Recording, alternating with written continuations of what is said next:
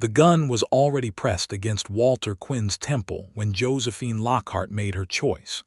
She stood in the doorway of the Copper Creek Sheriff's office, her dark hair unraveling from its pins, her dress torn at the sleeve from where she had run through the mesquite brush in the dark. The oil lamp on the desk threw long shadows across the walls, and in those shadows she could see everything: the man holding the gun, the cold smile on his face, and Walter, bound to a chair with rope at his wrists, his jaw set hard with a kind of defiance that looked like it had been carved there by years of refusing to break.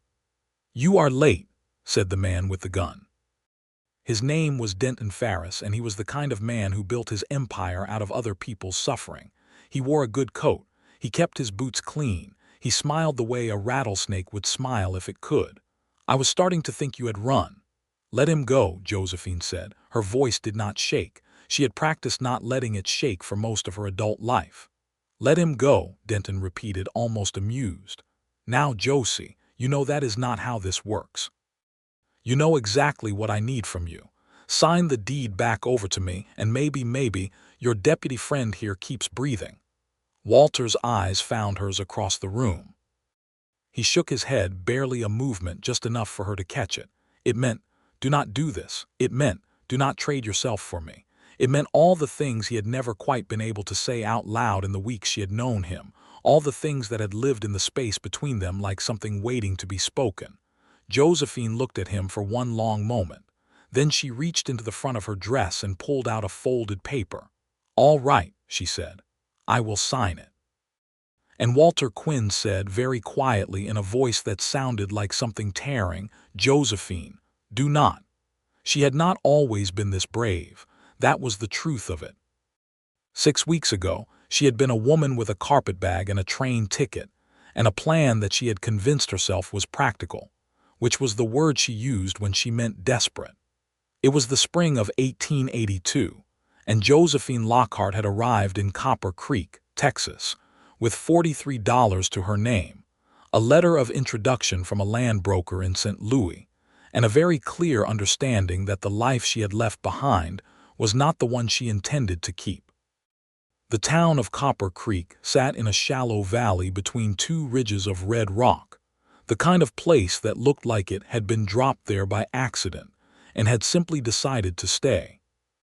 There was a main street with a hotel, a general store, a saloon that did brisk business on Saturday nights, a church that did somewhat less brisk business on Sunday mornings, and a small but respectable sheriff's office that occupied the south end of the street like a period at the end of a sentence. Josephine had been a schoolteacher in St. Louis, and before that she had been the daughter of a man who had gambled away everything her mother had ever worked for. And before that she had been young enough to believe that things would turn out well if she simply tried hard enough. She had stopped believing that on the morning her father signed over her grandmother's land deed, land that had been left specifically to Josephine in her grandmother's will to cover a debt that amounted to nothing more than pride and bad whiskey. The man who had purchased that debt, and by extension the land deed, was Denton Farris. Josephine had spent 2 years in St. Louis trying to find a legal remedy. She had written letters. She had hired a solicitor who took her money and disappeared. She had gone to the courthouse and been turned away by men who looked at her like she was an inconvenience dressed in a good hat. And then, on a cold Tuesday morning in February, she had read an advertisement in the paper for available homestead land in Copper Creek, Texas, and she had realized with a sudden, nauseating clarity exactly where Denton Farris had relocated after St. Louis had become too warm for his particular brand of business. He was there, in Copper Creek, building something on land that rightfully belonged to her. She had bought a train ticket the same afternoon. Josephine arrived in Copper Creek on a Thursday in late March, stepping off the Southern Pacific onto a platform that smelled of horse and dust, and the particular dry heat that the Texas spring carried even in its early weeks. She had one bag, her $43, the original copy of her grandmother's will that she kept folded inside the cover of her Bible, and absolutely no idea what she was going to do next. What she did next, as it turned out, was fall directly over a saddle that someone had left on the platform steps and land with complete undignified force against the chest of Walter Quinn. He caught her. That was the first thing she understood about him, that his instinct, when someone fell, was to catch them. He had both hands at her arms before she had even fully registered that she was falling, and he pulled her upright with the careful steadiness of a man who had spent time making sure fragile things did not break. "Easy," he said. She looked up at him. He was tall, with dark hair that needed cutting and a face that looked like it had been weathered by more seasons than a man his age ought to have accumulated. He wore a deputy's badge on his coat. His eyes were a particular shade of gray-green that reminded her, absurdly, of the Missouri River in winter. "I am perfectly fine," she said, because she had learned early that if you said things with enough certainty people usually believed them. "You are bleeding," he said, and pointed to her palm where she had caught herself against the rough wood of the step. "It is a minor inconvenience," she said. The corner of his mouth moved, not quite a smile, something that was considering becoming one. "I am Walter Quinn," he said, "Deputy Sheriff, welcome to Copper Creek." "Josephine Lockhart," she said, "I am here to reclaim stolen property." The almost smile completed itself. "That is one way to introduce yourself." "I prefer directness," she said. "I am beginning to notice that," he said. He carried her bag to the hotel without asking if she wanted him to. She let him, because the bag was heavy and her palm was stinging, and she had a feeling that refusing the help of a deputy sheriff was probably not the wisest opening move in a town where she was going to need all the friends she could get. The hotel was run by a woman named Clara Holt, who was somewhere between 50 and 70, had opinions about everything, and made the best coffee Josephine had ever tasted. Clara gave her a room on the second floor with a window that looked out over the main street, and told her that the water for the bath would be hot if she asked before supper. "You are not the first woman to come through here alone," Clara said, in a tone that suggested she was taking an inventory of Josephine, "but you look like you have a reason." "I do," Josephine said. "Good," Clara said. "Women without reasons blow away. Women with them tend to stay." Josephine unpacked her bag, washed the blood from her palm, and sat on the edge of the bed with her grandmother's will in her lap. She read it for what must have been the 200th time. The land, 320 acres on the south ridge of Copper Creek Valley, had been left to her specifically by name, with the provision that it should pass to no one through debt or inheritance excepting Josephine's own direct will. The document was sound. She knew it was sound. The problem was that documents, no matter how sound, required someone with authority to enforce them, and Denton Farris had a talent for making himself the only authority in any room he occupied. She needed a lawyer, or a sympathetic judge, or some form of official record that hadn't been tampered with. What she got on her first morning in Copper Creek was Walter Quinn appearing at the hotel dining room while she was eating her breakfast. He was off duty, or at least he had changed his coat, though he still wore the badge out of what she suspected was habit rather than necessity. He took the table across from her and ordered coffee and eggs, and then, in a way that managed to seem both deliberate and entirely casual, he said, "You mentioned stolen property yesterday." "I did," she said. "You were not speaking metaphorically." "I never speak metaphorically before noon," she said. "I find it inefficient." He studied her for a moment. "Denton Farris." She set down her fork. "You know him." "Everyone in Copper Creek knows him," Walter said. "He owns the Southern Ridge. Been building there for about 18 months. Bought the land through a broker, they say. Title is registered at the county seat." "The title was obtained fraudulently," Josephine said. "I have proof." Walter was quiet for a moment. He turned his coffee cup in his hands the way a man does when he is thinking carefully about what he is about to say.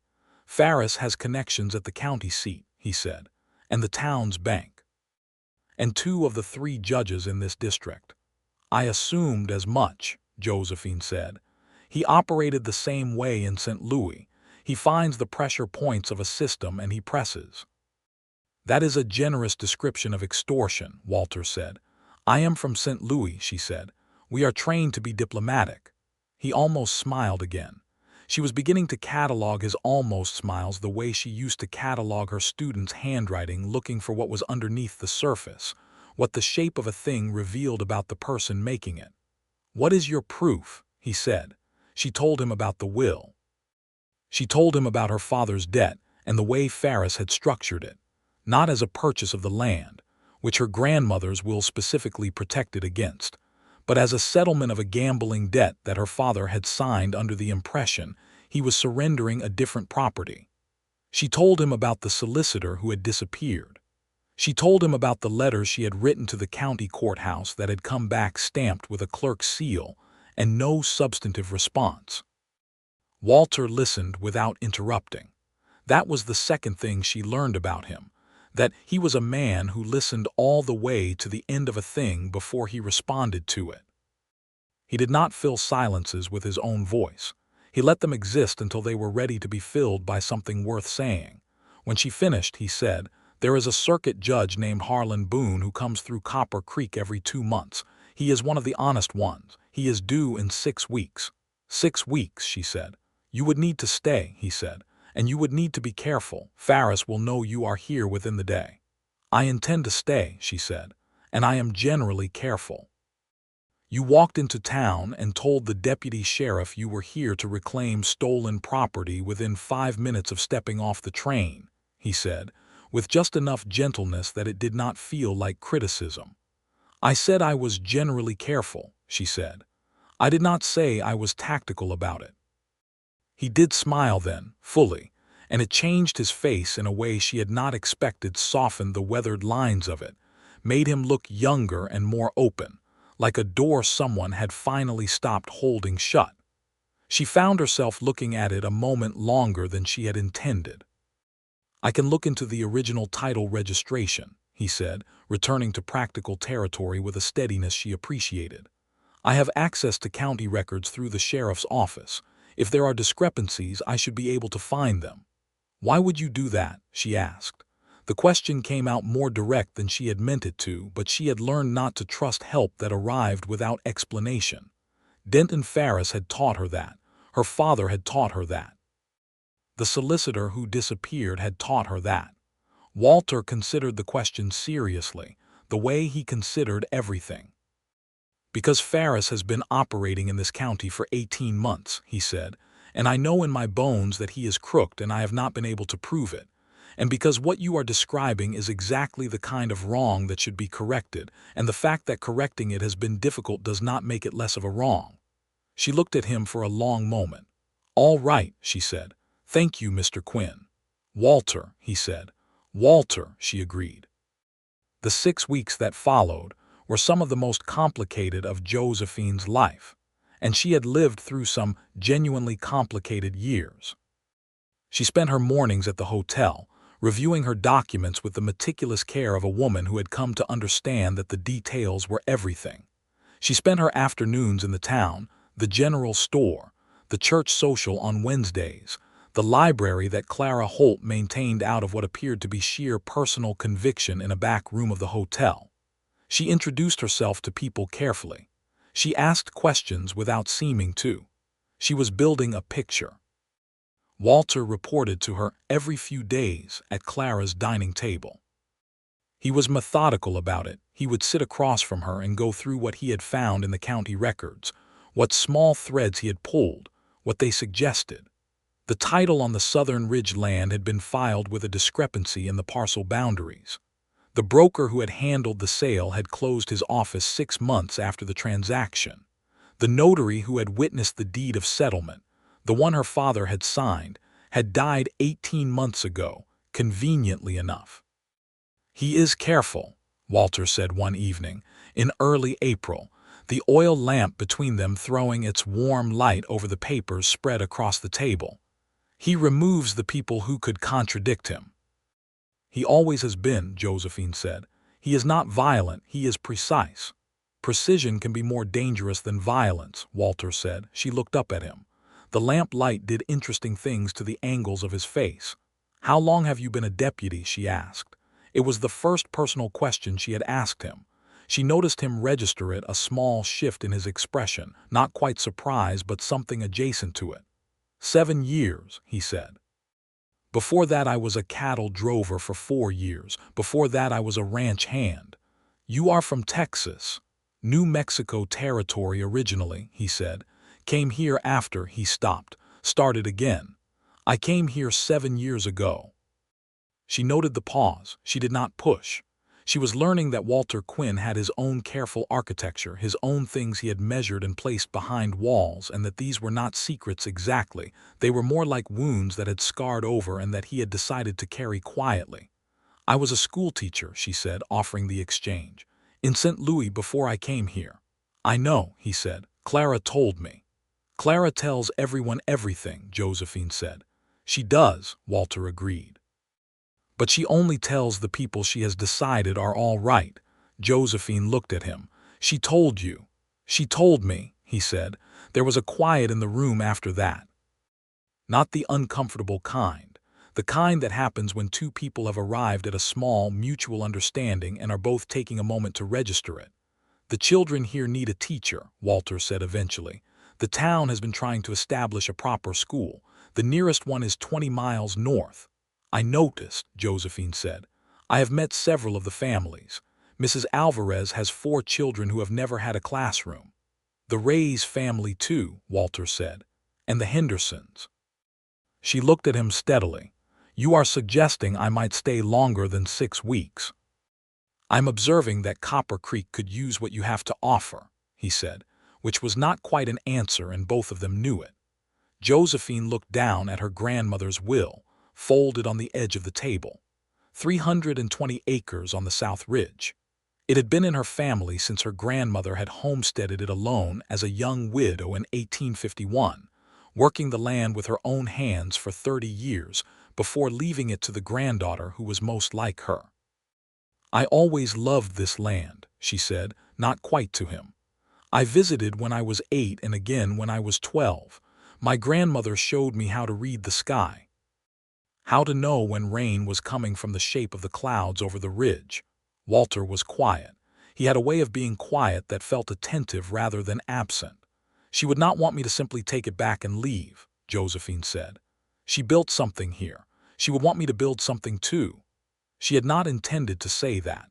She had not even quite known she was thinking it until it came out of her mouth and landed in the air between them with the weight of something true. Walter said carefully, that seems like a reason to stay. She met his eyes. In the lamplight they were more green than gray. It does, she said. Denton Farris paid her a visit on a Wednesday in the second week of April. She was in the hotel sitting room reviewing her documents when he walked in, medium height, well-dressed, with a pleasant face that had the particular quality of pleasantness that means nothing at all. He sat down across from her without being invited and folded his hands on his knees and smiled the way a man smiles when he has already decided how a conversation is going to end. Miss Lockhart, he said. I heard you were in town. Mr. Farris, she said. She kept her voice level and her hands still on the papers in her lap. It has been some time.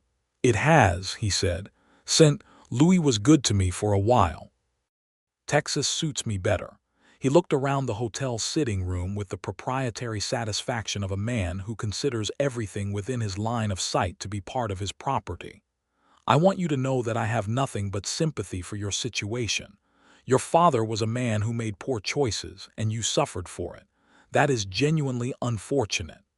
The deed was fraudulent, Josephine said.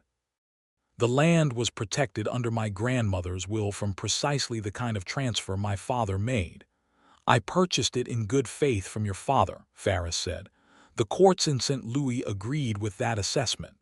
The courts in St. Louis were presented with incomplete documentation, she said. I have the complete documentation. He looked at her for a moment. His eyes did not change. That was the frightening thing about Denton Farris. His eyes never changed. They were the eyes of a man who had decided long ago that other people were pieces in a game rather than persons in a world, and had found the decision very convenient. You should be careful, he said pleasantly. Copper Creek is a small town. New arrivals sometimes find it difficult. Things can go wrong. Wagons break. Documents get lost. People get confused about what they saw or heard. Is that a threat? She said. It is an observation, he said. I'm a man who makes observations. He stood. I do hope you enjoy your stay, Miss Lockhart, however long it turns out to be. He left. Josephine sat for a moment with her hands still. Then she got up, walked to the sheriff's office, and told Walter Quinn exactly what had happened. Walter listened, and then he was silent for a longer time than usual. He will not do anything obvious, Walter said. He never does. No, she agreed. But he will do something, he said. We need to move faster. The next week was a turn in the road. Walter spent 2 days at the county seat reviewing records. He came back with something, not quite evidence, but the shape of evidence, the outline of a picture that was becoming clearer. The original survey of Josephine's grandmother's land had been filed with the county in 1851, and that survey was still in the records. The parcel number on the survey matched the parcel number on the deed of settlement that her father had signed, but the deed of settlement had described the land as belonging to her father, when in fact the survey clearly showed it had been in her grandmother's name and subsequently willed to Josephine. It is not airtight, Walter said, but it is something, enough for a judge to look at seriously. Judge Boone comes in 3 weeks, Josephine said. 3 weeks, Walter agreed. That was when things began to happen fast. Josephine woke on a Sunday morning to find that someone had broken into the small box room where Clara kept the hotel's documents and her guests' papers for safekeeping. Her copy of the grandmother's will was missing. She stood in the middle of Clara's upset sitting room, looking at the emptied box, and felt something cold move through her chest. Not panic. She had prepared for something like this. She had prepared because she was a woman who had learned the hard way that preparedness was the closest thing to safety she could actually create. She went to Walter. He was at his house, a small, simple place 2 streets back from the main road, with a garden in the back where he grew tomatoes with the focused attention of a man who liked things that grew reliably from effort. She knocked on his door at 7 in the morning, and he answered it in his shirt sleeves with his hair uncombed. And for one unguarded moment, he looked so entirely human that she felt something loosen in her chest that had been tight for a very long time. Someone took the will, she said. His expression sharpened. Come in. She sat at his kitchen table while he made coffee with quick, efficient movements. She told him about the break-in. She told him what was missing. He moved faster than I expected, Walter said, setting a cup in front of her. Because you went to the county seat, she said. He has someone there who told him. Likely, Walter said. I have another copy, Josephine said. Walter looked at her. I made a copy in St. Louis before I left, she said.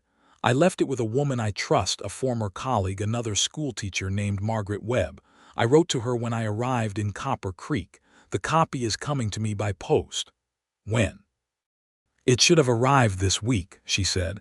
It may already be at the post office. Walter put on his coat. They walked to the post office together in the early morning light, the street still quiet, the town not yet fully awake, and the postmaster, a small, serious man named Hodges, found the envelope from Margaret Webb in the incoming mail. Josephine took it in both hands, and she looked at it for a moment, and then she opened it right there at the counter. The copy was there, clear, complete, witnessed by a St. Louis notary. Good, Walter said quietly beside her. She looked up at him. He was closer than he usually stood, and she could see the relief in his eyes that he was trying to keep professional and wasn't quite managing, and she thought, with a sudden, clear, surprising certainty, that this man had come to matter to her. Not in the abstract way that useful people matter, but in the specific, irreversible way that a person matters when you have sat across from them at a lamplit table and told them things you have not told anyone in years. Thank you, she said. For all of it, he looked at her steadily. You have done most of this yourself, he said. You helped, she said, and you did not have to. A silence that was not quite comfortable and not quite uncomfortable settled between them in the small post office. The morning light was coming in through the single window. The street outside was beginning to stir. Josephine, he said, and stopped. Walter, she said, which was not an answer but somehow communicated that she had heard everything he had not said. He looked at the copy of the will in her hands. "We should keep that somewhere Farris cannot reach," he said. "I was thinking I could mail it directly to Judge Boone," she said, "with a letter explaining the case." "That is a very good idea," he said. They went back to the hotel and spent the morning composing the letter together, sitting at the dining room table with Clara bringing coffee at intervals and making pointed comments about the quality of their penmanship. The letter was clear and precise.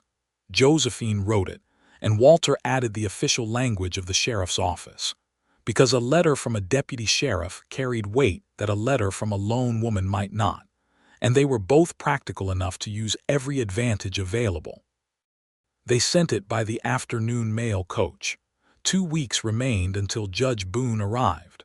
On the Monday of the second to last week, Walter's horse came back without him.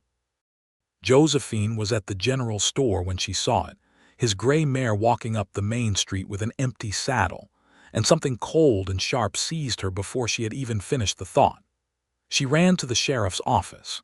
Sheriff Hadley, a large, slow-moving man who had mostly left the active work to his deputy over the years, was already there, looking at the horse with the concerned expression of a man who knew the horse and knew who should have been on it. "He went out to the South Ridge this morning," Hadley said he wanted to look at the property lines. "He went alone," Josephine said, and she heard her own voice come out with an edge that was not quite professional concern. "He usually goes alone," Hadley said. She did not wait for him to organize a search party with the leisurely pace he appeared to be considering. She went to the stable, hired a horse, and rode toward the South Ridge by herself. She found Walter 2 miles out, sitting against a rock face with his leg extended, and his expression set in the careful blankness of a man who was refusing to let pain show. His horse had spooked at a rattlesnake and thrown him. He had a gash on his forehead from the fall and what appeared to be a badly twisted ankle. "I was about to walk back," he said when she got down from her horse. "You were absolutely not about to walk back," she said. "That ankle is twice its normal size." "I have walked on worse," he said. "I do not doubt that," she said. "You are not going to do it today." She tore a strip from the hem of her underskirt, which was practical, not sentimental, and she told herself this firmly, and bound his ankle with the efficient precision of a woman who had managed a schoolroom of 30 children and developed what she considered a reasonable level of emergency competence. Then she helped him up, which required a moment of proximity that she was aware of in a way she found slightly inconvenient, and got him onto her hired horse. He was quiet during the ride back. She walked beside the horse, leading it by the bridle, and the late afternoon sun was doing something remarkable to the red rock ridges around them, turning everything amber and copper and a deep burning gold, and she thought that in different circumstances this would be a beautiful place to take a walk. "Why did you really go out there alone?" she said at length. A silence. "I thought if I could get photographs of the property lines, the actual existing boundaries, it would support the case." "I brought a camera." She looked at his saddlebag. "There was a small camera box there." "Did you get them?" "Some," he said, "before the snake." She almost laughed. The situation was alarming and also somehow slightly absurd in the way that dangerous things sometimes are when they turn out less catastrophically than they might have. "You are not cautious," she said. "I am generally cautious," he said, using her own words back at her, and she did laugh then, out in the open air of the Texas evening, and heard him make a sound that might have been a laugh too. Clara fussed over Walter's ankle for half an hour when they returned. He bore it with the resigned dignity of a man who had learned that some things cannot be argued with, Clara Holt among them. Josephine sat across the room and watched him, and tried to examine what she was feeling with the same clear-eyed methodology she applied to legal documents. What she found, when she looked honestly, was not the controlled, practical regard of a woman who appreciated a useful ally.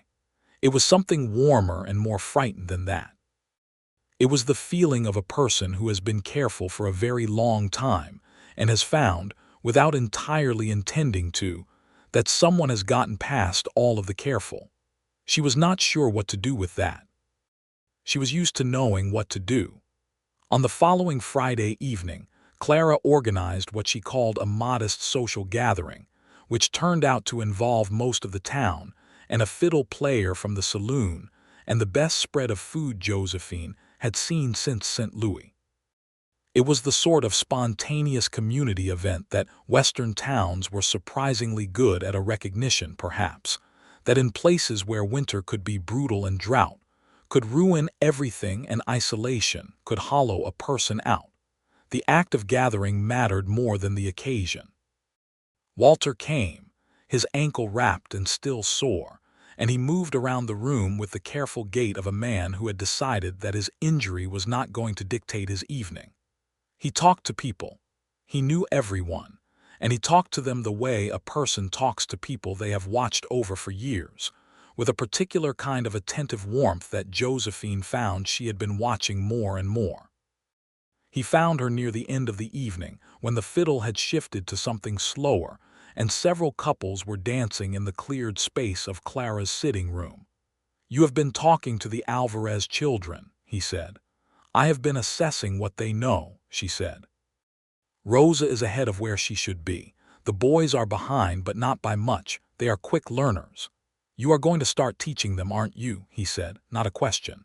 "I cannot watch children go without education because there is no school," she said. "It is not in my nature." "No," he said, and the way he said it was not criticism, it was recognition. The way you say something when you have understood something true about a person. The fiddle was playing something that moved like a river in spring, not quite a waltz but something close. Around them, people were moving together in the low lamplight. "I do not dance," Walter said. "My ankle would not survive it." "I was not going to ask you to dance," she said. "No," he said, "but I thought I should say it so there was no misunderstanding." She looked at him directly. "What were you thinking there might be a misunderstanding about?" He met her eyes. The lamplight was warm on his face, and his expression was, for once, not carefully composed. It was open in the way his face had been that morning when he had answered his door in his shirt sleeves, the way he looked when he had not yet had time to arrange himself. "I have been thinking," he said, "that I should tell you something." "All right," she said. He was quiet for a moment. "I came to Copper Creek 7 years ago because I was running from something," he said. "Not the law, something worse in some ways. I had a partner, a man I had trusted for 6 years. We were running cattle together, building something. He was taking money from the operation and using it to pay debts I did not know he had. When it all came apart, the losses fell on me, and there were men who believed I had been involved. I was not. But I could not prove it, and the reputation followed me, and eventually I decided that starting over was better than fighting a shadow." He paused. "I am telling you this because you have trusted me with a great deal, and you deserve to know that I understand what it is to have a wrong done to you that the law could not quite fix, and to have to find another way to live with it." Josephine looked at him for a long moment. Around them, the music and the voices of a small town being generous with itself went on, and she stood in it and felt the particular weight of what a person gives you when they show you the wound they have been carrying quietly. "Thank you for telling me," she said. "It seemed important," he said, "given—" He stopped. "Given," she said. He looked at her steadily, in the way that she was coming to understand was his version of saying something large. "Given that I would like to know you for longer than 6 weeks," he said. It was very simply said. There was nothing flourishing or dramatic about it. It was just a man telling a woman the truth of a thing plainly in a room full of people and fiddle music. She felt something move through her chest that was not cold at all. "I think," she said equally simply, "that I would like that too." He looked at her as if she had given him something he had not expected to receive. And then carefully he held out his hand, and she looked at it for a moment, and then she put her hand in his, and they stood like that in the warm light while the fiddle played, not dancing, just standing together with their hands joined, which felt like more than dancing anyway. Then came the night that things went wrong. It was 5 days before Judge Boone was due. Walter had been working on the boundary photographs, developing them carefully in the back of the sheriff's office, and they were good, clear documentation of the existing fence lines on the South Ridge, which did not match the boundaries Farris had filed with the county. Combined with the copy of the will and the survey records from 1851, it was a coherent case. Not without risk, but coherent. What Josephine did not know until too late was that Farris had a man inside the sheriff's office. Not Hadley, not Walter, a deputy's assistant, a young man named Cray who had been hired 6 months before Josephine arrived, who had been quietly feeding information to Farris since his first week on the job. Cray had seen the photographs. Cray had seen the letters Walter had been preparing. Cray had told Farris that the case against him was considerably more developed than Farris had believed. And Farris, being a precise man, had decided to deal with the problem in the most direct way available to him. On a Thursday night, 3 days before Judge Boone's arrival, Walter Quinn did not come home. Josephine knew it because she had taken to noticing the pattern of his evenings. The lamp that came on in his front window around 8 o'clock, the way his horse moved in the small corral at the side of the house. She had been taking a walk in the early evening when she noticed his house was dark. His horse was not in the corral. The sheriff's office was dark too. She stood in the street and felt the cold thing move through her chest again, and this time it was not the mild cold of worry but the sharp cold of danger. She went to Clara. Clara told her that she had seen Walter ride out toward the south end of town about an hour before sundown, that he had not come back, that she had assumed he was working late. Josephine thought about Farris's visit in April, the pleasant smile, the quiet threat about things going wrong. She went back to the sheriff's office and tried the door. It was locked. She tried the window. It opened, a loose catch she had noticed weeks ago, and filed away. She climbed through without particular hesitation, which was the kind of thing she was doing now, apparently. Inside, she found Cray's desk empty and recently abandoned, a half-finished cup of coffee, still warm, papers disturbed. And on the floor, a set of rope shavings, the kind left when a man is bound quickly with what's at hand. She understood then. She picked up the lamp, lit it, and followed the only lead she had: Cray's desk, which had a note half hidden under the blotter. It was not a complete note. It was the beginning of an address, the sheriff's office written at the top, and below it in a different hand: "Tonight midnight, bring him to the office." Midnight. It was past 10. She did not stop to think about the wisdom of what she did next. She went to the stable, hired the fastest horse they had, and rode to the south end of town, where the Farris men had a temporary camp in a low building that used to be a stockman's quarters. She had ridden past it twice and had it filed away in the careful inventory she kept of things that might become relevant. She was a woman alone in the dark in the Wild West, riding toward a building full of men who worked for someone who had just abducted a deputy sheriff. She was aware that this was not the most cautious course of action she had ever taken. She was also aware that Walter was in there. She tied the horse in the mesquite brush a quarter-mile out and went the rest on foot, moving along the edge of the brush where the darkness was deepest. The building had 2 windows lit. She came around to the side where the light was thinner and looked in through the gap in a shutter. Walter was there, bound to a chair, with a cut on his cheekbone that was the fresh kind. Denton Farris was pacing in front of him with that pleasant face and those empty eyes. 2 men were at the door. She counted the exits. 1 front door, 1 back, 2 windows, the 2 men at the front. The back window was dark. She went around to the back. The back window was not latched. She lifted it as slowly as she could, listening to every creak of old wood with the concentration of a woman who was working out the line between brave and reckless and trying to stay on the right side of it. She got the window open. She climbed through. She was in a narrow back room, a storage space, empty except for some old harness leather. There was a door that led to the main room, ajar by a few inches. She could hear Farris talking. He was telling Walter, in that pleasant conversational way, that the judge would not receive the letter they had sent because the mail coach had been intercepted. She felt something drop in her stomach at that, but she kept moving, kept thinking. He was telling Walter that Josephine Lockhart was a woman with no legal standing in this county and no friends worth worrying about, and that the smart thing for a deputy sheriff to do was to let the matter drop before it became a matter of a deputy sheriff having an unfortunate accident in the line of duty. Walter said nothing. He had the look, even in profile through the door gap, of a man who had decided that silence was the most dignified resistance available to him. Farris then said, "But she is going to come here. I know she is. And when she does, we will settle it all at once." And that was when Josephine pushed open the door and said, "You do not have to wait." What happened in the next minute was very fast and also very clear in her memory afterward, the way significant things often are. Farris went still. His two men at the door moved. Josephine held up the copy of the will, the one from Margaret Webb in St. Louis, which she had brought with her because she had understood on some instinctive level that confrontations need leverage.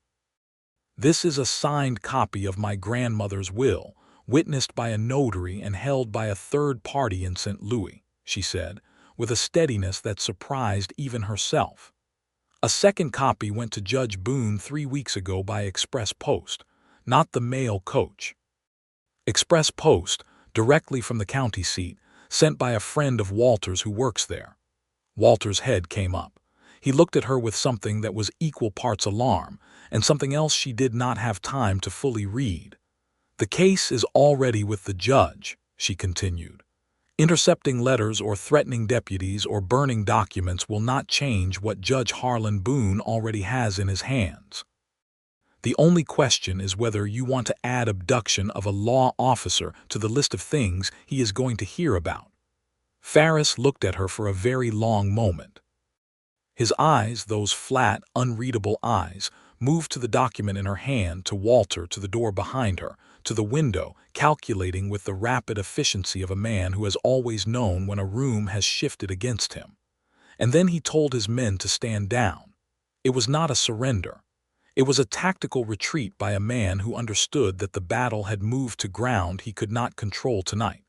He was still looking for the angle. He would keep looking. But tonight he had run out of moves, and he was precise enough to know it. Walter said from the chair, "You might want to untie me." One of Farris's men cut the ropes.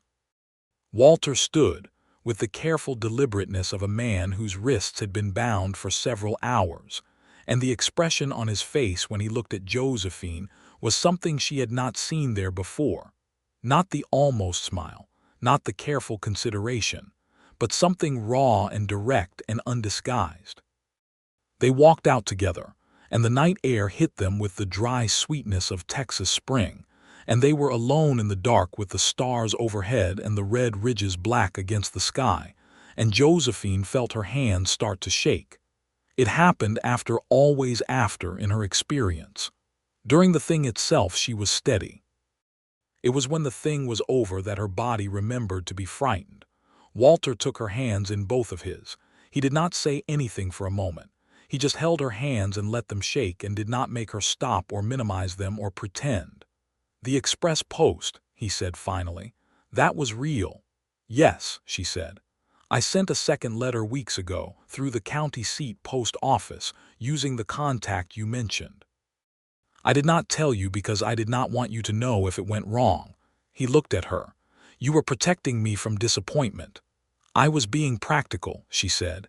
"Josephine," he said, "you rode out here alone in the dark and walked into a room full of Farris's men." "I was aware of the risks," she said. "That was not practical," he said. "That was—" He stopped. His jaw moved. "That was the bravest thing I have ever seen." She looked up at him. Her hands had mostly stopped shaking. "I was not going to leave you there," she said. "No," he said quietly. "I am beginning to understand that about you." He brought her hands up and held them against his chest, and she could feel the steady beating of his heart under her palms, and the night was very still and very large around them, and he looked at her the way he had looked in Clara's sitting room when he told her he wanted to know her for longer than 6 weeks, but more the way a person looks when they have stopped being careful about what they let show. "I am going to say something," he said. "All right," she said. "I am going to say that I am in love with you," he said, in the same plain, simple, unflourishing way he said all the important things. "I did not plan for it, but I am, and I thought," he paused. "After tonight, I thought it would be foolish to keep it to myself any longer." She felt the words move through her. She thought about all the things she had been careful about, all the walls she had built with such deliberate and reasonable hands, and she thought about what it meant that this man had gotten through them without even trying, just by being exactly what he was. "I love you too," she said, just as plainly, just as simply. Because she was a woman who preferred directness, and because it was true, and because the night was enormous and the stars were close, and she was standing in the middle of it all with her hands against his heart. He lowered his forehead to hers. Stood like that for a moment, just breathing. Then he kissed her, very gently, in the middle of a Texas night with the spring stars overhead and the red ridges dark around them. And it was the kind of kiss that is not an ending but a beginning, the kind that holds something future in it, something that is only just starting to be understood. Judge Harlan Boone arrived on a Tuesday morning by coach, 3 days later. He was a compact, serious man in his 60s with a white beard, and the eyes of someone who had spent 4 decades deciding things, and had not found the work easy or taken it lightly. He went directly to the hotel, where Clara had arranged a room for him, and by afternoon he had received both Walter and Josephine in the hotel sitting room and read through the entirety of the documentation they had assembled.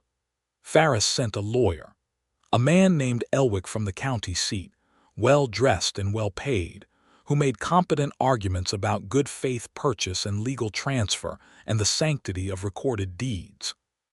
Judge Boone listened to all of it with the same careful, uncompromised attention, and then he asked several questions about the notary, about the parcel numbers, about the original survey. The hearing was the following morning in the church, which was the only room in town large enough to serve as a temporary court. Most of Copper Creek came. Josephine sat at the front with Walter beside her, and she held her grandmother's will in her lap, and she thought about her grandmother homesteading this land alone at 23 years old, working it for 30 years, leaving it to a granddaughter she had believed was strong enough to keep it. Josephine hoped she had been right. The proceedings took 4 hours. Elwick argued.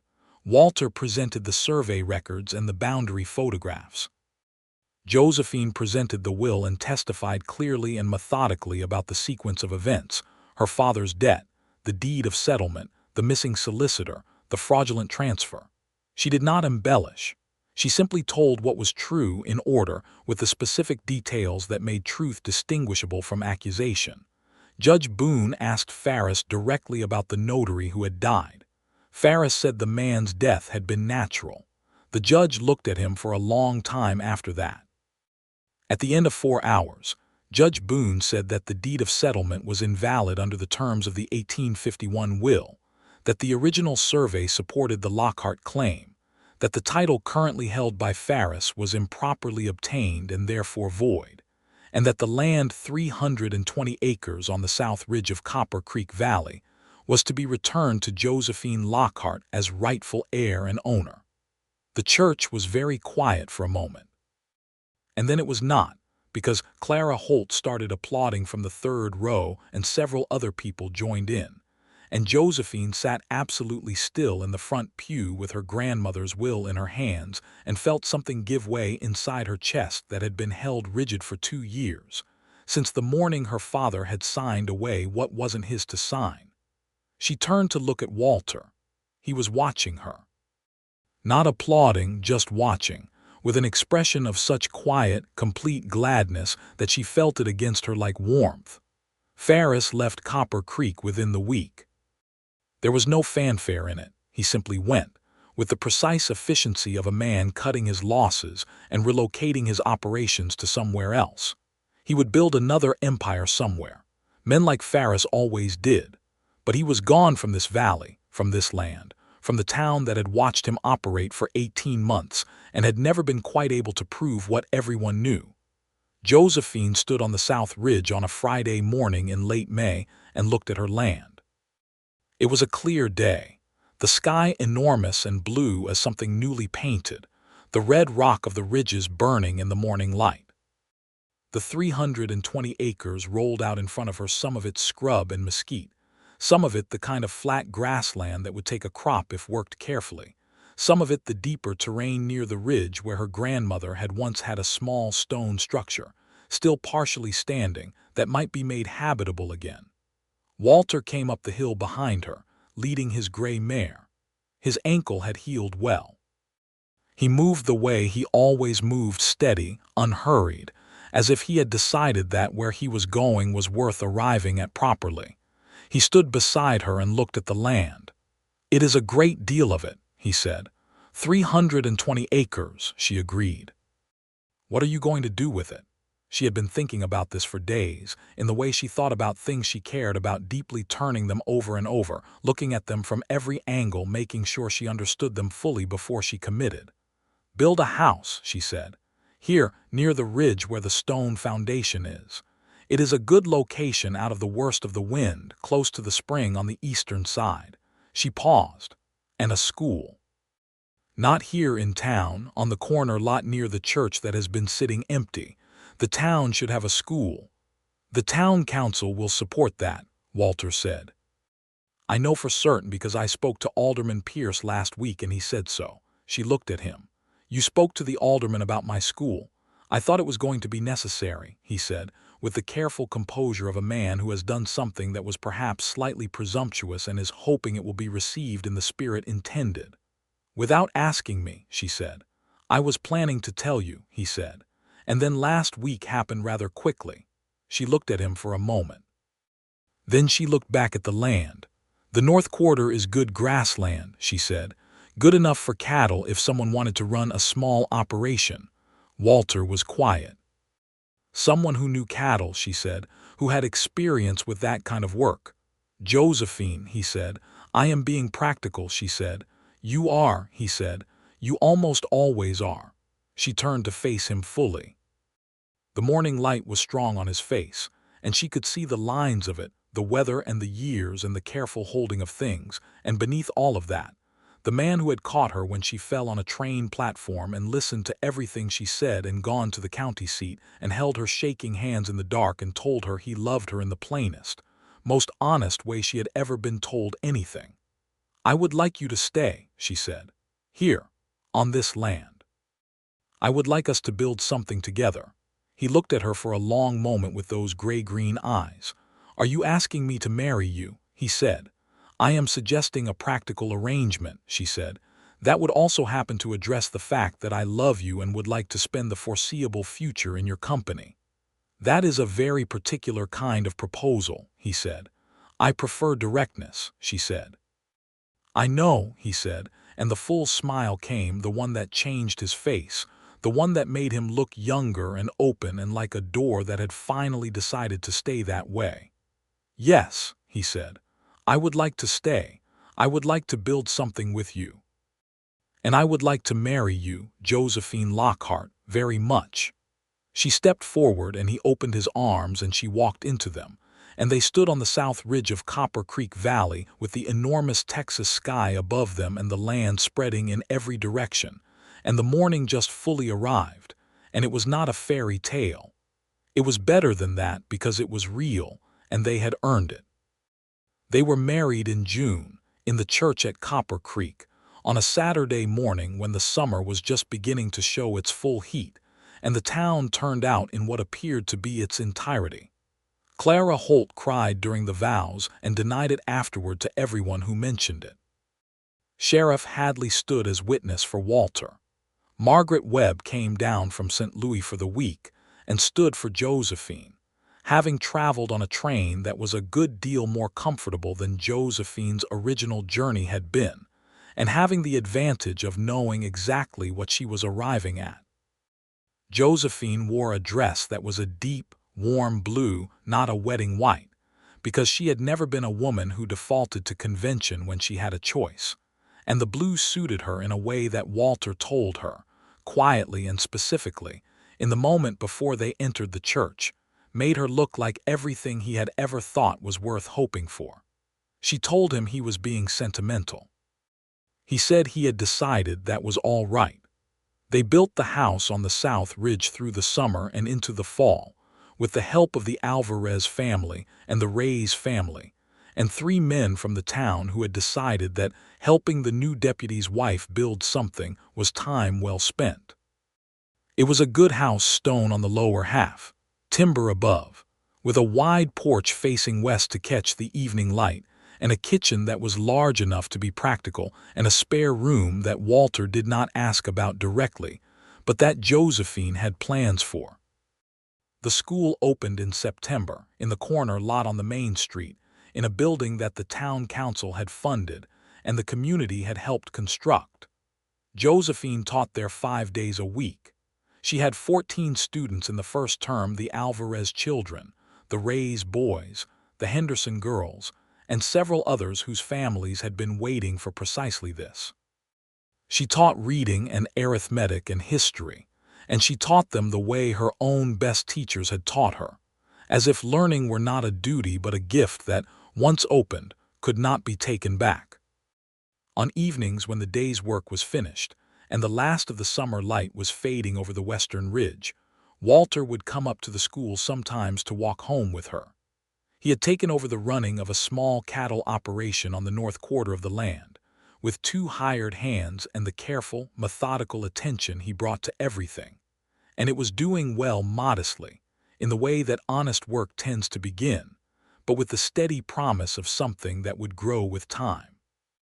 They walked home through the cooling evenings with the first stars beginning to appear, and they talked the way people talk who have found in each other a person with whom talking feels like thinking, clarifying and expanding and occasionally arguing, because they were both direct people with strong views and the world gave them plenty to have views about.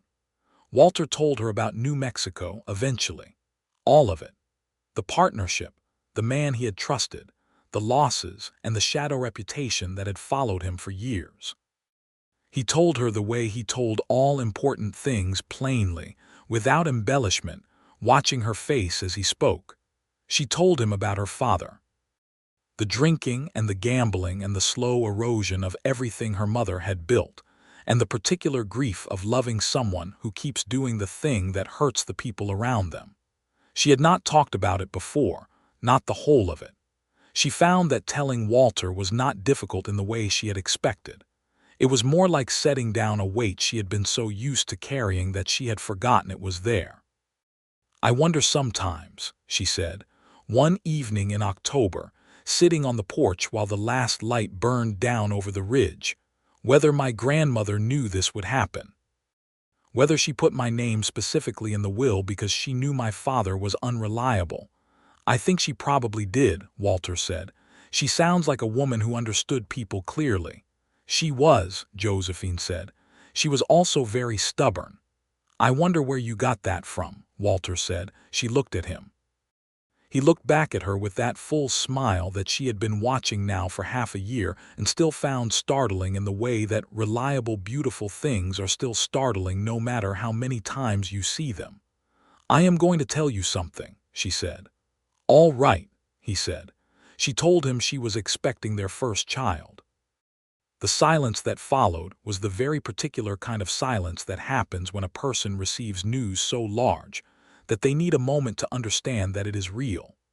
Then Walter put his arms around her with a gentleness so complete she felt it in her whole body, and he held her in the October evening with the stars coming out and the land spreading around them in all directions, and she felt him breathe, just breathe, with the steadiness of a man receiving something he had not let himself hope for. "When," he said against her hair. "Spring," she said. "April, I think." "April," he said. He was quiet for a moment. Then, "Your grandmother came to Texas in spring." She had not thought of that. It hit her the way true things hit you, not with surprise exactly, but with a resonance, as if something had been waiting to be connected and had finally found its match. "She did," Josephine said. "March 1851. It is a good month for arrivals," Walter said. The winter was one of the gentler ones the valley had seen in years. The school ran through December and reopened in January. 3 more families came to Copper Creek through the fall and winter. drawn by the growing reputation of the town as a decent place to settle steady leadership. A school, the new land operations on the South Ridge, the general sense that things were being built rather than just occupied. Walter was offered the position of full sheriff when Hadley retired in February, and he took it. It suited him in ways that Josephine could see clearly. The authority it gave him to address the kinds of injustice he had spent 7 years watching from the limited vantage of a deputy, the responsibility that his particular temperament was made for. He pinned the new badge to his coat on a Thursday morning, and Josephine straightened it for him, the way she had taken to doing, a small, quiet, domestic habit that she loved for its smallness and quietness, for the way it was exactly the kind of ordinary thing that extraordinary circumstances had let them have. "You look official," she said. "I feel the same," he said. "That is because you have always been the kind of person who does the thing properly regardless of what the badge says," she said. "The badge just makes other people aware of it." He looked at her with that expression that she kept in a particular place inside herself, the one that was his version of everything he could not quite say even now that he was a man who said important things plainly. "I love you," he said. "I know," she said. "I love you too." April came with the warmth of a Texas spring that was gentle this year, the kind that eases in rather than arriving with the blunt force of summer. The ridge turned green along its lower slopes, and the wildflowers that Josephine had not expected bloomed in patches of yellow and red, and the particular pale blue that she could not find a name for, but that her grandmother had once told her was the color the sky left behind when it touched the ground. Their son was born on the 12th of April, in the stone house on the South Ridge, with the doctor from the county seat in attendance, and Clara Holt in the kitchen making more food than any household needed, and Walter outside the door for 3 hours in the position of a man who had faced Denton Farris's threats and ridden cattle across 2 territories, and never once felt as powerless as he did on the other side of a closed door. The doctor opened the door and told him he had a healthy boy. Walter went in. Josephine was in the bed, tired in the way that is also deeply satisfied, and she was holding a small, red-faced, extremely opinionated-looking person who was already demonstrating what appeared to be a very strong preference for being held a particular way. "He has your stubbornness," Walter said, sitting carefully on the edge of the bed. "He has your eyes," Josephine said. They looked at him together. He looked back at them with the profound, unfocused intensity of a newborn confronting the enormous fact of existence. "What do we call him?" Walter said. Josephine had been thinking about this for months. She had considered names the way she considered everything systematically, with attention to meaning and resonance and the way a name would sit on a person over the course of a life. "Henry," she said. "Henry Thomas Quinn." Walter was quiet. Thomas was his father's name. He had mentioned his father exactly once in passing, and she had filed it away. "Thomas for your father," she said. "Henry because it is a strong name that will not be a burden." Walter looked at her. His jaw moved in the way it did when he was feeling something large and trying to locate the right words for it. "Henry Thomas," he said. "Henry Thomas," she agreed. Walter reached out very carefully and put one finger in the small, tightly closed fist of his son, and Henry Quinn opened his hand and closed it around his father's finger with the decisive grip of a person who had already decided what he was going to hold onto. They stayed like that for a long while, the 3 of them in the afternoon light of a South Texas spring, in a house built on land that had been fought for and reclaimed and made into something that would last. The school had 22 students by the following autumn.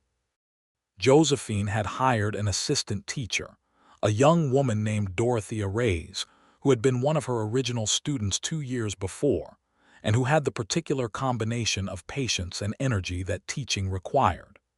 The 2 of them ran the school with a shared efficiency that Josephine found deeply satisfying, not because it was easy, but because it was the kind of work that left something behind it.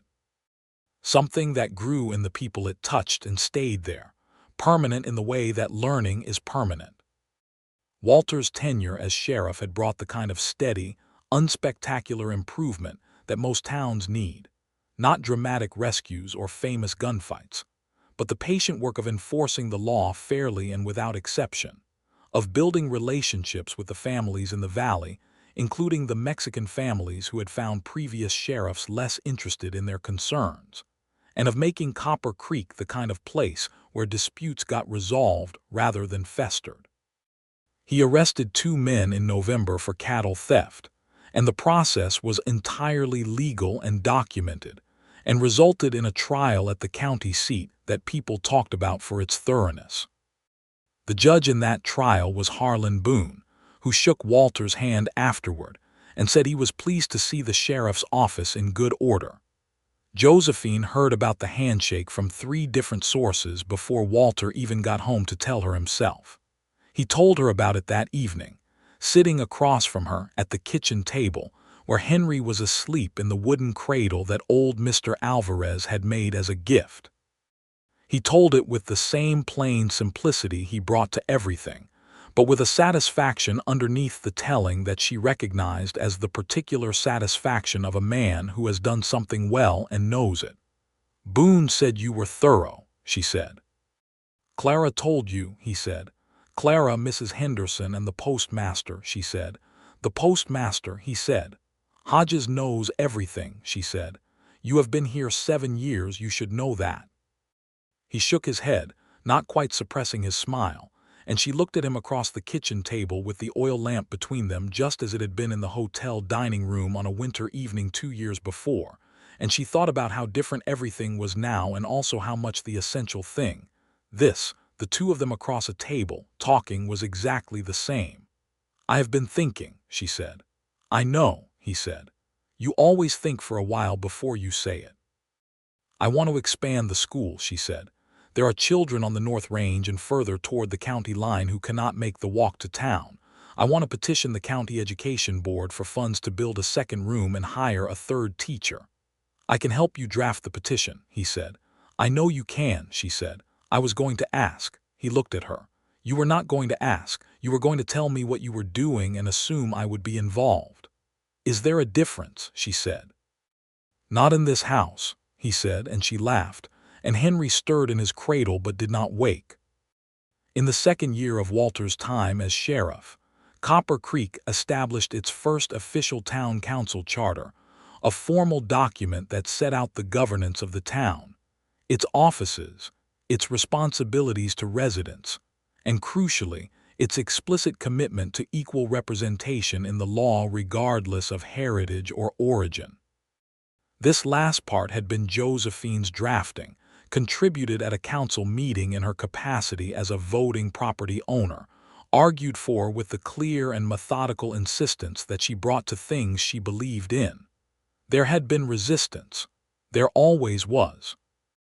A man named Calhoun, who had come to Copper Creek 2 years before, had objected vigorously to the language about equal representation, using the arguments that men who object to such things have always used tradition, practicality, the suggestion that things were fine as they were.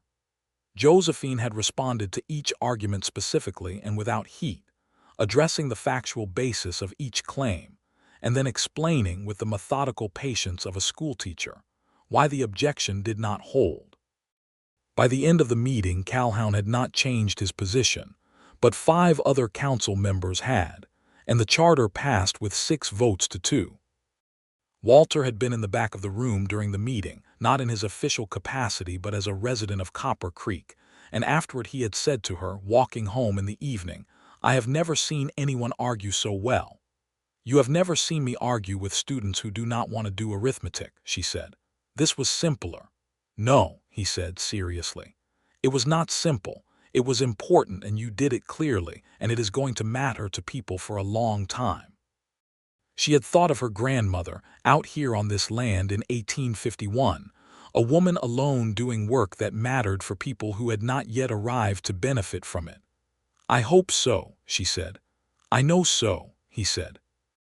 Henry Quinn learned to walk in October of his first year, and spent most of November applying this new capability to the project of getting into things that were not meant for small people. He was a purposeful child with strong opinions, and a laugh that Josephine thought was possibly the best sound she had ever heard. He had Walter's gray-green eyes and her dark hair, and his grandfather Thomas Quinn's stubbornness, which was saying something given the stubbornness present on both sides of his family. Clara Holt spoiled him absolutely and unapologetically.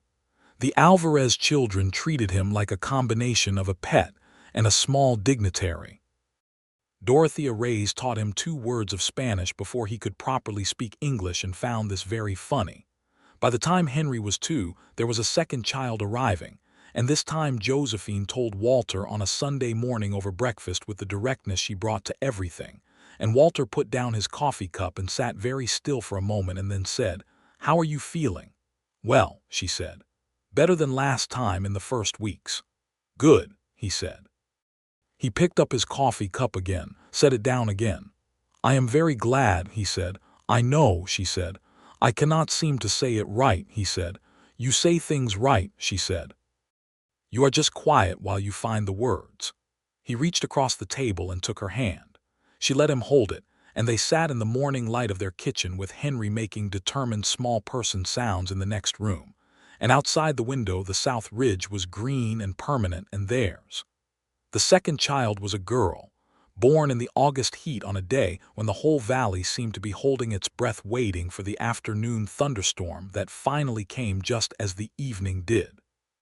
She arrived with considerably more urgency than Henry had, and somewhat more noise, and the doctor said she was the healthiest and most opinionated newborn he had encountered in his career, which Josephine took as a compliment. They named her Clara Mee Quinn. Clara Holt arrived at the house with a basket of food and cried for the second time in recorded history and denied it again, and no one in Copper Creek believed her any more than they had believed her the first time. Walter held his daughter in the quiet of the evening after the doctor had gone and Henry had been settled, and Josephine was resting, and he stood at the window of the south-facing bedroom with Clara Mee in his arms and looked out at the ridge in the last of the summer light. Josephine watched him from the bed. She watched the particular stillness of him, the way he held the baby with the same careful steadiness that was the essential fact of who he was, a man whose instinct when something needed holding was to hold it. "Walter," she said. He turned. "Come here," she said.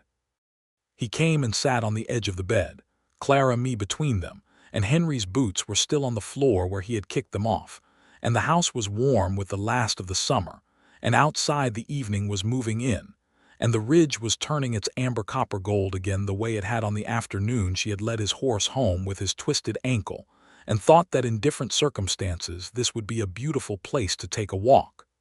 "This is what I came here for," she said. "Not exactly this. I came for the land, but this is what the land made." He looked at her.